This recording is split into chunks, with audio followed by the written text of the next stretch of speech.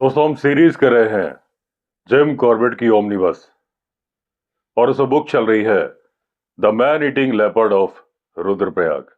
कहानी के पिछले पार्ट्स प्लेलिस्ट में है। आगे की कहानी कंटिन्यू करते हैं। अगला चैप्टर है लेपर्ड फाइट्स लेपर्ड। अब उस लेपर्ड ने जब हमारा पीछा किया था रुद्रप्रयाग तक, उसके बाद वो तीर्थ यात्री रोड यानी पिलग्रिम रोड की तरफ चला गया था गुलाब राय से होते हुए। वहीं पर एक रवीन था जिसके पीछे वो गया था कुछ दिन पहले भी।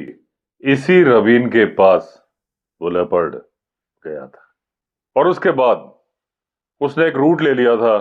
एक शॉर्टकट रूट था, वो शॉर्टकट जिसे कि इस्तेमाल करते थे पहाड़ पर रहने वाले हरिद्वार जाने के लिए। अब कॉर्बेट बोलते हैं कि बद्रीनाथ और केदारनाथ की जो यात्रा होती है ये सीजनल होती है, मौसम के आधार पर होती है। ये यात्रा निर्भर करती है बर्फ के गिरने और पिघलने पर। जब बर्फ गिरती है तो ये यात्रा बंद हो जाती है और जब बर्फ पिघलती है तो ये यात्रा शुरू हो जाती है। अब जो बद्रीनाथ मंदिर के मुख्य पुजारी थे उन्होंने टेलीग्राम भेजा था सभी जगह कि अच्छे हिंदू जो धर्म में आस्था रखते हैं वो आए, क्योंकि यात्रा शुरू हो चुकी है, अभी कई महीनों तक चलेगी। अब धीरे धीरे तीर्थ यात्रियों के जत्थे आने शुरू हो गए थे। अब इस आदमखोर ने बहुत सारे तीर्थ यात्री मारे थे। जब तीर्थ यात्रा का सीजन स्टार्ट हो जाता था तो इस लेपर्ड की आदत में शुमार था कि जब वो अपनी रेगुलर बीट करता था तो गांव की तरफ भी जाता था और जाता था तीर्थ यात्री रोड की तरफ। जिम कॉर्बेट के पास जो सैंपल आते थे उससे यह अंदाजा लगता था कि करीब 5 दिन के अंदर यह लेपर्ड अपनी बीट को कंप्लीट कर लेता है और पिलग्रिमेज रोड के ऊपर तक जाता है, रुद्रप्रयाग से करीब करीब 15 मील की दूरी तक। तो जिम कॉर्बेट ने एक सूटेबल प्लेस यानी सुरक्षित और उपयुक्त जगह चुनी और बैठ गए। एक भूसे के ढेर के अंदर 2 दिन तक बैठे, लेकिन उन्हें लेपर्ड का नामो निशान नहीं मिला। अब 2 दिनों तक लेपर्ड का कोई भी सुराग जिम कॉर्बेट को मिला नहीं और उसके बाद वो गांव की तरफ राउंड लगाने चले गए कि कहीं तो वो लेपर्ड आया होगा। अब जिम कॉर्बेट करीब 12 मील की वॉक करने के बाद, यानी कि उस लेपर्ड का सुराग ढूंढने के बाद, इंस्पेक्शन बंगलों में आए और नाश्ता कर रहे थे।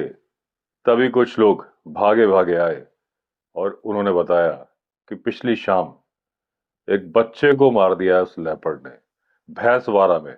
यह भैंसवाड़ा 18 मील की दूरी पर था रुद्रप्रयाग से दक्षिण पश्चिम दिशा में।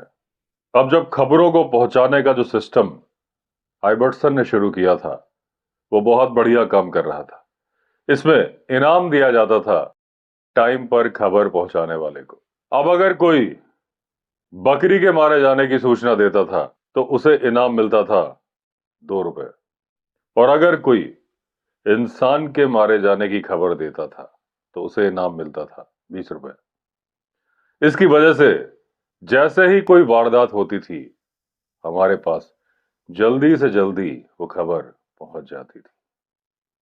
अब मेरे पास 2 आदमी आए थे, दोनों के हाथ में मैंने 10-10 रुपए रखे और जब मैं वो रुपए उन्हें दे रहा था तो उन लोगों ने कहा कि साहब अगर चाहे तो वो हमारे साथ चल सकते हैं, हम उन्हें रास्ता समझा देंगे भैंसवाड़ा का। लेकिन जब चलने की बारी आई तो उनमें से एक आदमी बोलता है कि वो रुद्रप्रयाग में ही रुक जाएगा क्योंकि उसे अभी बुखार आया था और एक दिन में वो 2 बार 18 मील की यात्रा नहीं कर पाएगा। मैंने अपना नाश्ता कंप्लीट किया और उस दौरान भी वो आदमी कुछ कहानियां जिम कॉर्बेट को सुना रहे थे और दोपहर के 1 बजे जिम कॉर्बेट निकल पड़े भैंसवाड़ा की तरफ। अपने साथ में जो जिम कॉर्बेट ने रखा था वो थी राइफल, कुछ कारतूस और एक टॉर्च। अब जब हम इंस्पेक्शन बंगलो से निकले और शुरू कर दिया खड़ी चढ़ाई पर चढ़ना, तो मेरे साथी ने बोला कि हमें बहुत तेज चलना होगा क्योंकि हमें बहुत दूर जाना है और अंधेरा होने के बाद ये यात्रा सुरक्षित नहीं रहेगी। तो जिम कॉर्बेट ने उस आदमी से कहा कि तुम आगे आगे चलो, स्पीड बना के रखना, मैं कोशिश करूंगा स्पीड को फॉलो करने की। जिम कॉर्बेट का कहना था कि खाना खाने के बाद चढ़ाई चढ़ना मेरे बस की बात नहीं है। इसके पहले मैंने ऐसा कभी नहीं किया, लेकिन आज करना पड़ा। और पहले 3 मील जिसमें कि हमने चढ़ाई चढ़ी, करीब 4000 फीट की, बहुत ही मुश्किल थे और मुझे बहुत ज्यादा दिक्कत हो रही थी उस आदमी के कदमों से कदम मिला के चलने में।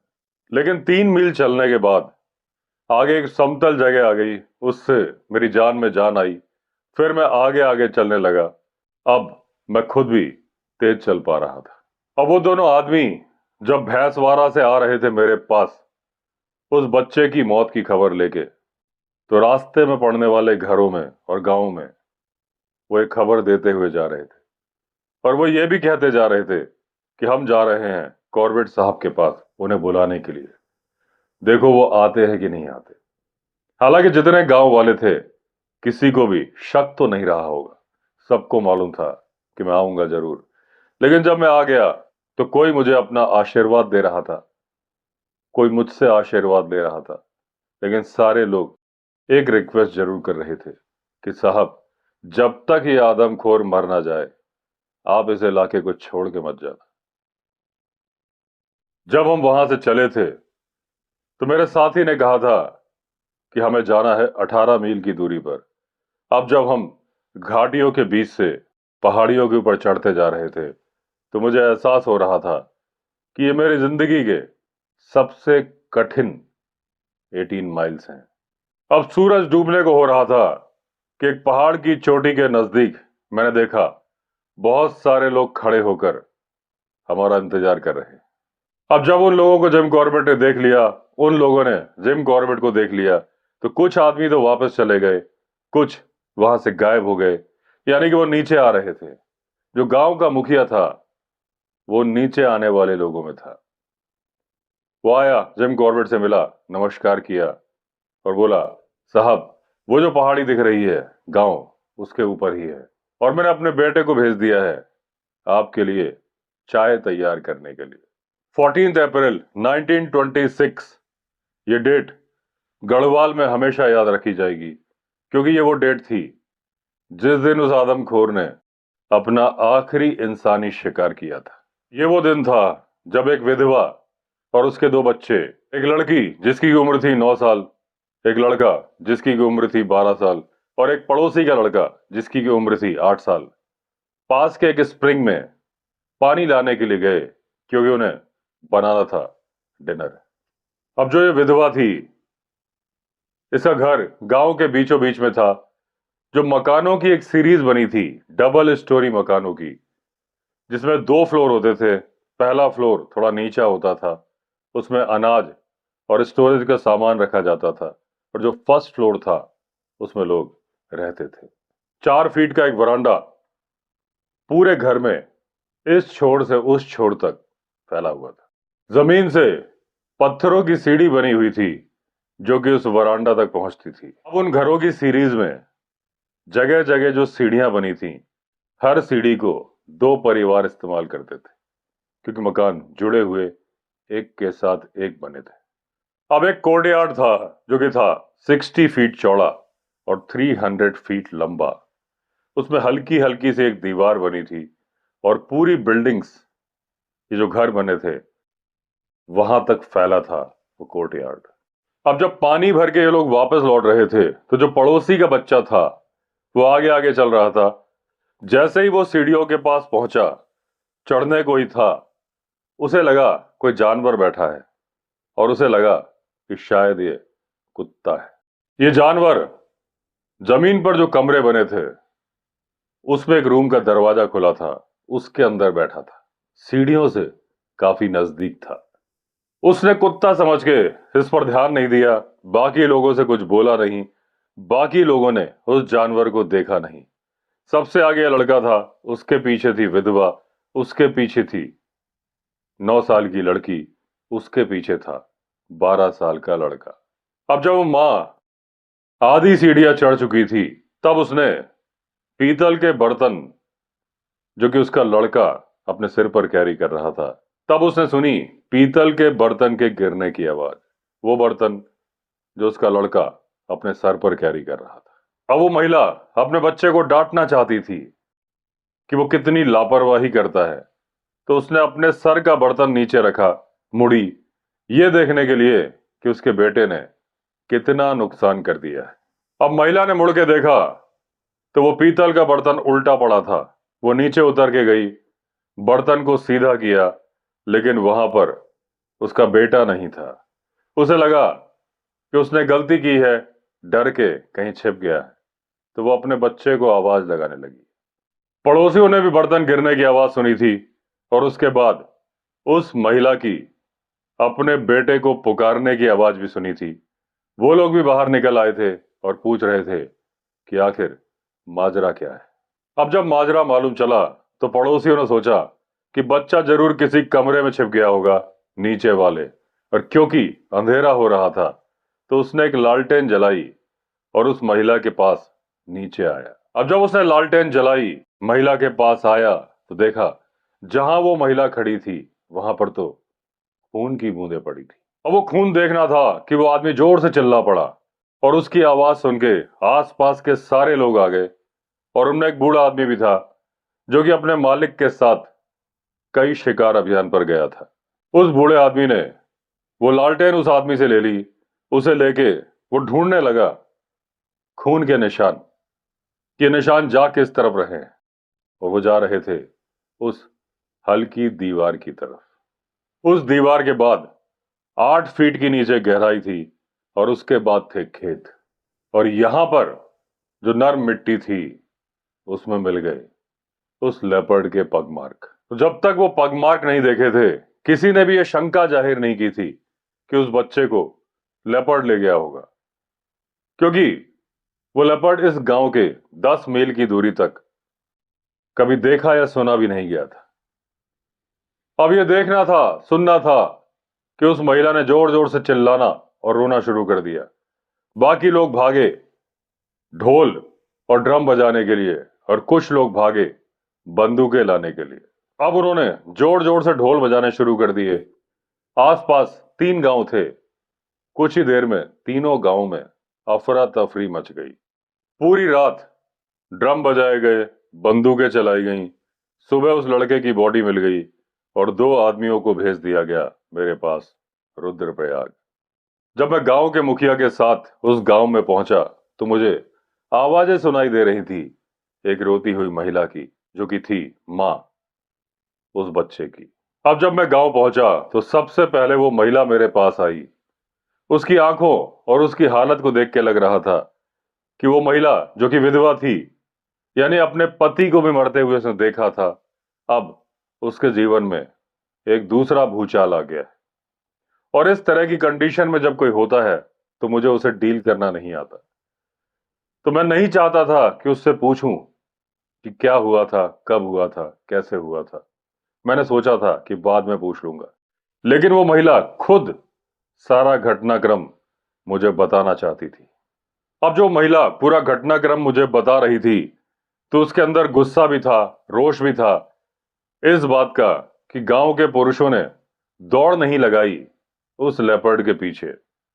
अगर इस बच्चे का बाप आज जिंदा होता तो पक्का वो उस लेपर्ड के पीछे दौड़ गया होता, ये कहना था उस महिला का।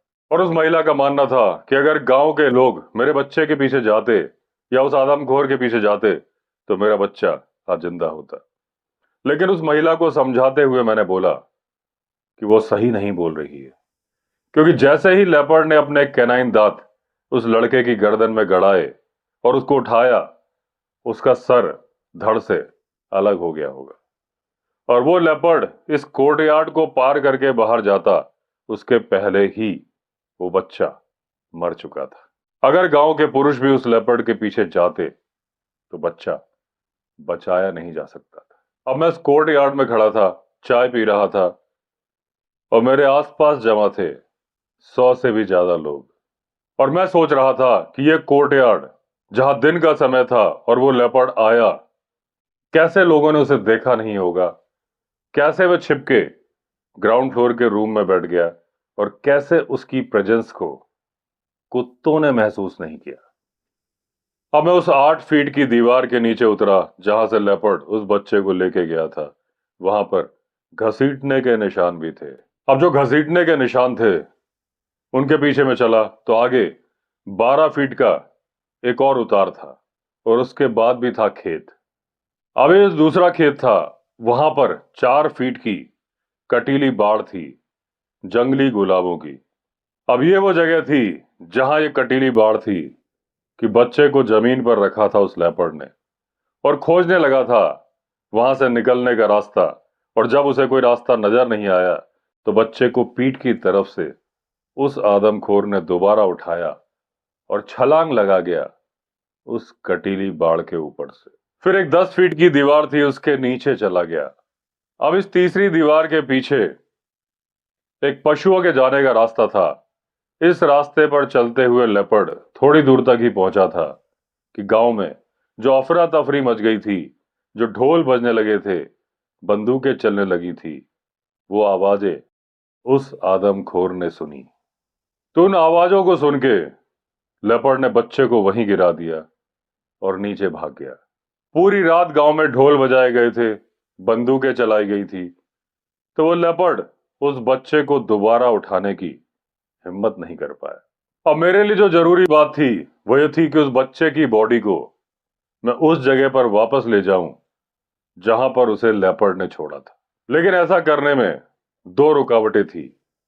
पहली तो ये कि वहां पर ऐसा कोई सूटेबल प्लेस नहीं था कि जहां पर मैं बैठ सकूं और लेपर्ड का इंतजार कर सकूं। और दूसरा ये कि जब तक सूटेबल प्लेस होगा नहीं, मैं बैठूंगा नहीं, ऐसा मेरा विचार था। उस जगह के सबसे नजदीक में अगर कोई पेड़ था तो था एक वॉलनट ट्री, और वो था 300 गज की दूरी पर।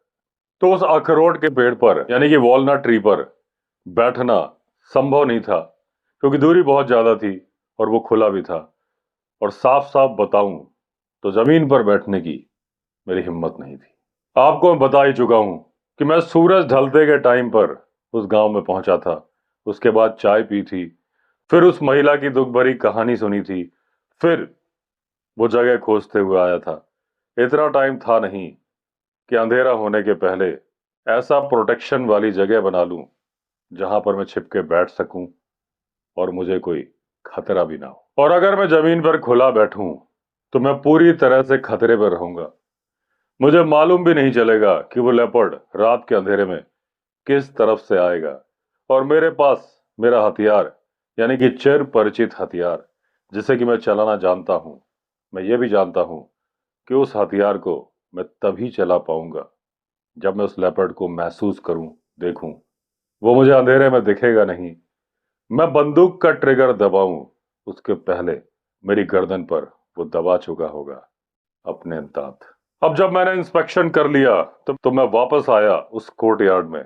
गांव के मुखिया से मैंने एक खूंटा मांगा, एक कुदाली मांगी और मांगी कुत्ते को बांधने की चेन। अब मैंने खूंटा गड़वा दिया उस कोर्टयार्ड में, वो चेन भी बांधी और बच्चे की बॉडी को कोर्टयार्ड में ही उस चेन से बांध दिया और लोगों की मदद से। अब कुछ ऐसी शक्तियां होती हैं जो कि आपकी जिंदगी के किसी वक्त को प्रभावित करती हैं। कुछ लोग उसे भाग्य बोलते हैं, कुछ उसे बोलते हैं फेट, और कुछ बोलते हैं किस्मत। कुछ इसी तरह का भाग्य था उस महिला का कि जिसका कि पति चला गया, जो कि घर की रोजी रोटी कमाता था। किसी तरह वो महिला संभली ही थी कि भविष्य में उसकी देखरेख करने वाला उसका बेटा उसके सामने ही चला गया।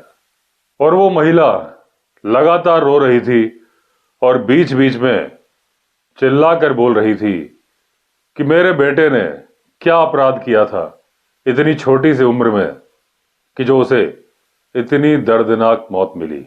अब जब उस बच्चे की बॉडी खूंटे से गाड़ के चेन से मैंने बांध दी थी तो मैंने बोला कि इस महिला को सबसे दूर वाले कमरे में सुला दो, क्योंकि उसके रोने की आवाज लेपर्ड को डिस्टर्ब कर देती। और उसके बाद मैं जाके पास के झरने में नहाया और मैंने एक भूसे का ढेर मांगा और उसे रख दिया वरांडे में।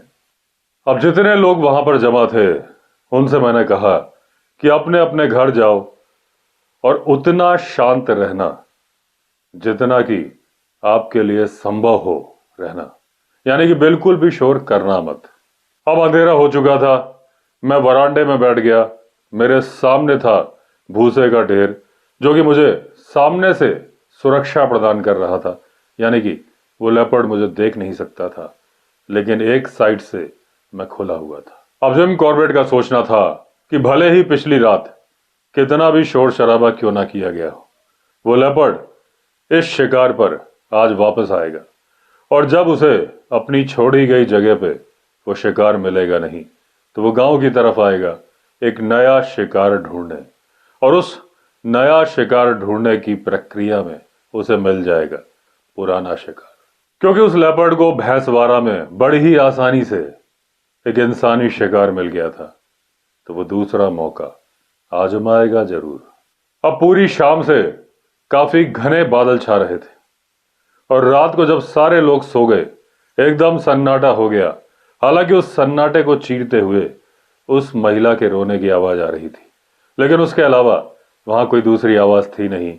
लेकिन अब दूर से बिजली चमकने लगी और बादल गरजने लगे। अब 1 घंटे का तूफान चला। उसके बाद तूफान तो रुक गया, लेकिन बिजली अभी भी चमक रही थी, और बिजली इतनी ज्यादा चमक रही थी कि अगर उस कोर्टयार्ड में एक चूहा भी निकल के जाता तो मैं उसे देख लेता, और देख क्या लेता, मैं उसे सटीक निशाना मार देता। बारिश रुक चुकी थी, लेकिन आसमान में बादल थे, अंधेरा घना था, विजिबिलिटी थी कुछ इंचेस की, यानी अगर बिजली ना चमके तो फिर दिखाई भी ना दे।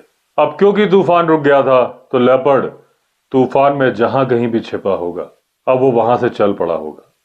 अब वो कितनी देर में आएगा, ये बात इस बात पर निर्भर करती है कि वो इस गांव से कितनी दूर आराम कर रहा था। अब रात को फिर सन्नाटा छा गया। अब उस महिला के रोने की आवाज भी नहीं आ रही थी, एकदम शांति थी। जिम कॉर्बेट अपने कानों पर पूरा जोर लगा रहे थे, क्योंकि कान ही थे जो ने लेपर्ड के आने की सूचना देते। अंधेरा बहुत घना था, और यही वजह थी कि जिम कॉर्बेट ने उस लड़के की बॉडी को कुत्ते की चेन से बांधा था, रस्सी से नहीं बांधा था, क्योंकि चेन की हिलने की आवाज इनके कान आराम से सुन सकते थे। अब जिम कॉर्बेट ने भूसे के तिनके जमीन पर भी बिखरा दिए थे। अब उन तिनकों से कुछ ऐसी आवाज सुनाई दी जैसे कि कोई सरक सरक के जा रहा है। जहां जिम कॉर्बेट लेटे थे वहां उनको वो आवाज सरकने की साफ सुनाई दे रही थी। और जो कपड़े जिम कॉर्बेट ने पहने थे वो पहने थे शॉर्ट्स, यानी घुटने के नीचे का पोर्शन खुला हुआ था। जहां पर जिम कॉर्बेट के घुटने थे उसके नीचे के हिस्से में उन्हें ऐसा महसूस हुआ जैसे कि कोई जानवर की खाल रगड़ खा रही हो। अब जिम कॉर्बेट को लगने लगा कि पक्का ये मैन ईटर है, इनके पास सरक के आ रहा है इनके गले को पकड़ने के लिए। जिम कॉर्बेट ने राइफल के ट्रिगर पर उंगली रख ली। वो राइफल का ट्रिगर दबाने ही वाले थे कि वो कूद के अलग हो गया। ये मैन ईटर नहीं था, एक बिल्ली का बच्चा था, जो कि तूफान में गीला हो गया था। सारे दरवाजे उसे बंद मिले तो इस भूसे के ढेर के अंदर गर्मी के लिए आ गया था। अब वो बिल्ली का बच्चा जिम कॉर्बेट के पास आ गया, इनके कोट में छिप के सर्दी में भी गर्मी का एहसास ले रहा था। तभी जिम कॉर्बेट को थोड़ी दूर से गुर्राने की आवाज सुनाई दी। गुर्राने की आवाज बढ़ती गई। अब वो गुर्राना दहाड़ में बदल चुका था। अब हुआ यह था कि मैन ईटर उस बच्चे की बॉडी को ढूंढने आया था जहां उसने उसे छोड़ा था। वहां उसे वो बॉडी मिली नहीं। तभी उसे मिल गया एक दूसरा मेल लेपर्ड, जो कि उस इलाके में शिकार की तलाश कर रहा था। अब उन दोनों लेपर्ड के लड़ने की आवाज सुनाई दे रही थी। ये बहुत ही रेयर मौका था क्योंकि जनरली कार्निवोरस एनिमल लड़ते नहीं हैं। जनरली सेम सेक्स के एनिमल दूसरे की टेरिटरी से दूर रहते हैं, सेंट मार्किंग सूंघ कर ही रास्ता बदल लेते हैं। अगर आमना सामना हो भी जाए तो आंखों ही आंखों में एक दूसरे की ताकत को तौल लेते हैं, और जो कमजोर होता है वो रास्ता छोड़ देता है। अब जो यह आदमखोर तेंदुआ था, साइज में बहुत बड़ा था। भले ही इसकी एज थोड़ी ज्यादा थी, लेकिन ये घूमता था 500 स्क्वायर माइल्स के इलाके में। इसका मतलब इसके अंदर वो शक्ति थी कि इसके आसपास जब दूसरे मेल आए तो ये उन्हें धमका सकता था। लेकिन यहां भैंसवाड़ा में वो एक अजनबी था, क्योंकि भैंसवाड़ा का डोमिनेटिंग मेल लेपर्ड कोई दूसरा था। अब उसने इस आदमखोर को चुनौती दे दी थी। अब आदमखोर को अपनी जान बचाने के लिए उससे लड़ना था, और आदमखोर वही कर रहा था। अब कॉर्बेट ने सोचा कि उनका गोली चलाना और उस लेपर्ड का निशाना बनना अब संभव नहीं था, क्योंकि वो किसी दूसरे लेपर्ड से लड़ने में बिजी था, और अगर इस लड़ाई को वो हार जाता है तो उसकी जिंदगी खत्म हो जाएगी। अगर इस लड़ाई को वो जीत जाता है तो भी उसे अब शिकार की चिंता नहीं रहेगी, क्योंकि इस लड़ाई में वो इतना घायल हो जाएगा कि उसे अपनी चोटों की चिंता होगी। और जिम कॉर्बेट सोच रहे थे कि इस लड़ाई में ये मैन ईटर मारा भी जा सकता है, और अगर मारा जाएगा तो अखबारों की हेडलाइंस कुछ इस प्रकार से होगी: 8 साल तक जिस आदमखोर ने दहशत का माहौल बनाया, जिसे सरकार और शिकारी मार भी नहीं पाए, वो मर गया अपनी मौत, लड़ाई में मौत। लड़ाई का पहला राउंड 5 मिनट का था। इस लड़ाई में कोई फैसला हुआ नहीं था, क्योंकि मुझे दोनों लेपर्ड की आवाजें अलग अलग सुनाई दे रही थी। 10 से 15 मिनट आराम करने के बाद लड़ाई दोबारा चालू हुई, लेकिन जिस जगह पहली बार हुई थी उससे करीब 300 गज की दूरी पर दोबारा लड़ाई हुई। कुछ ऐसा प्रतीत हो रहा था कि जो लोकल चैंपियन था, उस इलाके का डोमिनेटिंग मेल था, वो इस आदमखोर पर भारी पड़ रहा था। धीरे धीरे लड़ाई के रिंग से उसे पीछे धकेल रहा था। तीसरा जो लड़ाई का राउंड था वो पहले 2 राउंड से छोटा था, लेकिन खतरनाक जरूर था। धीरे धीरे दोनों लेपर्ड सड़क के हिल के शोल्डर की तरफ जा रहे थे, और उसके बाद उनकी आवाजें आनी बंद हो गई। अभी भी अंधेरे के 6 घंटे बाकी थे, और जिम कॉर्बेट को मालूम था कि उनका भैंसवाड़ा का मिशन फेल हो चुका है। लेपर्ड उनकी गोली से यहां मरेगा नहीं, वो लड़ाई में मर जाए इस बात की उम्मीद जिम कॉर्बेट ने लगा के रखी थी, लेकिन ये उम्मीद भी ज्यादा देर तक रही नहीं। और अगर वो मैनीटर मर गया तो बढ़िया है, अगर नहीं मरा तो और ज्यादा घायल हो जाएगा। लेकिन और ज्यादा घायल होने का मतलब ये नहीं है कि वो इंसानों को मारना बंद कर देगा, क्योंकि घायल होके तो इंसानों को और ज्यादा मारेगा। अब वो बिल्ली का बच्चा बड़े ही आराम से मेरे पास सोता रहा। जब सुबह की पहली किरण मुझे दिखाई दी तो मैं वहां से उतरा, कोर्टयार्ड में गया, उस बच्चे को उठाया, वरांडे में रख दिया, और वो कंबल उसे उड़ा दिया जो उसे पहले भी उड़ाया गया था। गांव का मुखिया अभी भी सो रहा था। जब मैंने उसका दरवाजा खटखटाया, उसने मुझसे चाय के लिए पूछा। मैंने उसे मना कर दिया, क्योंकि मुझे मालूम था कि चाय बनने में टाइम लगेगा। मैंने उससे कहा कि अब तुम्हारे गांव में वो आदमखोर कभी नहीं आएगा। और जब मुखिया ने मुझे प्रॉमिस कर दिया कि जल्दी से जल्दी उस बच्चे के अंतिम संस्कार का इंतजाम किया जाएगा, मैं चल पड़ा रुद्रप्रयाग की तरफ। अब हम कितनी भी बार अपने मिशन में असफल क्यों ना हो जाएं, हमें भले ही असफलता की आदत क्यों ना पड़ जाए, हर असफलता के बाद हमें निराशा बहुत ज्यादा होती है। कितनी बार मैं इंस्पेक्शन बंगलों से निकलता था ये सोच के कि आज तो मुझे सफलता मिलेगी जरूर, और जब लौटता था वापस तो हाथ होते थे खाली, दिल में होती थी तो सिर्फ निराशा। अगर वो असफलता सिर्फ मेरे ऊपर असर डालती तो शायद मुझे इतनी निराशा होती नहीं, लेकिन वो बहुत सारे लोगों पर बुरा असर डालती थी, जो लोग उम्मीद लगा के बैठे थे मेरी सफलता पर।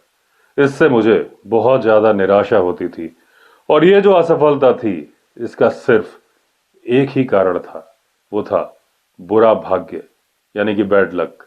अब कॉर्बेट को लग रहा था कि यह बुरा भाग्य ही तो है कि मैन ईटर ने अपना शिकार उस जगह पे गिराया जहां पर कोई पेड़ नहीं था, छिपने की कोई जगह नहीं थी। और जब मैं उसका इंतजार कर रहा था तब उसके पास एक दूसरा लेपर्ड आ गया, उसी जगह पे आ गया, उसी वक्त आ गया।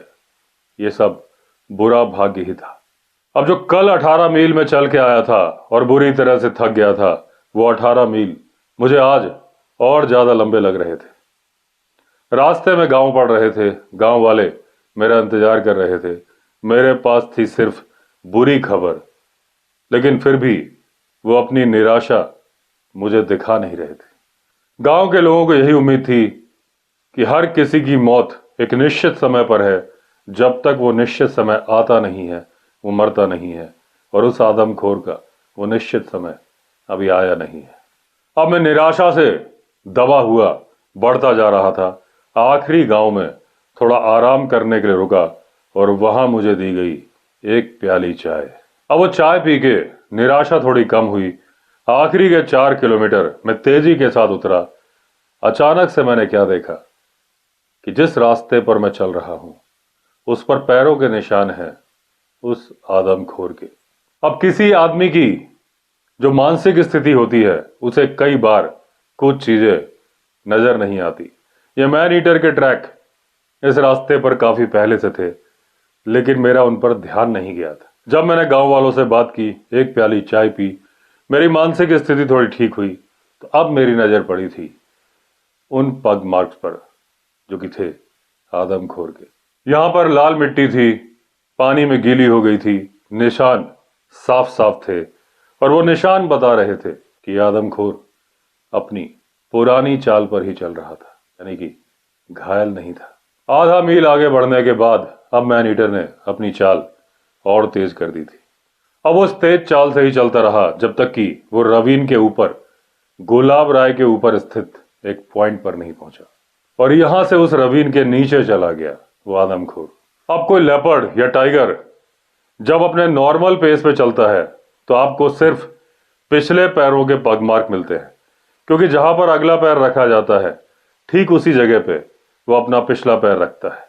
लेकिन अगर वो अपनी स्पीड को तेज कर देता है तो आपको दोनों पैरों के निशान मिलते हैं और पिछले पैरों के निशान मिलते हैं अगले पैरों के आगे। अब उन दो पैरों के निशान के बीच का जो गैप है उसको देख के आप अंदाजा लगा सकते हैं कि वो बिल्ली प्रजाति का जानवर कितनी स्पीड से चल रहा है। अब क्योंकि सुबह का उजाला हो रहा था, शायद यही वजह हो कि उस आदमखोर ने अपनी स्पीड तेज कर दी हो। अब जिम कॉर्बेट बोलते हैं, इस मैन ईटर की वॉकिंग कैपेबिलिटीज के बारे में मुझे पहले भी एक्सपीरियंस था, लेकिन क्योंकि आज वो भोजन की तलाश में है तो उसकी स्पीड बढ़ने का कारण कुछ भी हो सकता है। और एक कारण यह भी हो सकता है कि आज उसे सबक मिल गया हो कि दूसरे के इलाके में जाने पे क्या होता है, और उसको कैसा सबक मिला था ये जानकारी आपको मिलेगी अगले चैप्टर में। तो दोस्तों, इस चैप्टर में इतना ही, बाकी की कहानी कंटिन्यू करेंगे अगले एपिसोड में। अगर आपने चैनल सब्सक्राइब नहीं किया है तो चैनल सब्सक्राइब कर लीजिए। चलिए फिर मिलते हैं, तब तक के लिए all the best. Vande Mataram.